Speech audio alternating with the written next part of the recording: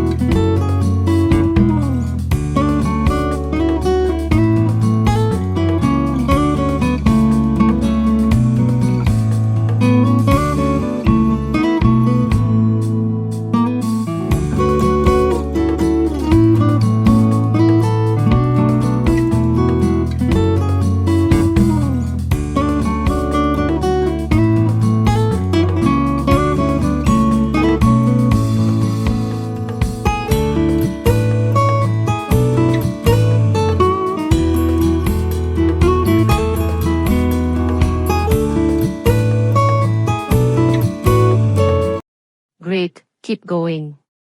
That's all for today's episode. How many did you solve? Don't forget to like, share, and subscribe for more brain-teasing fun.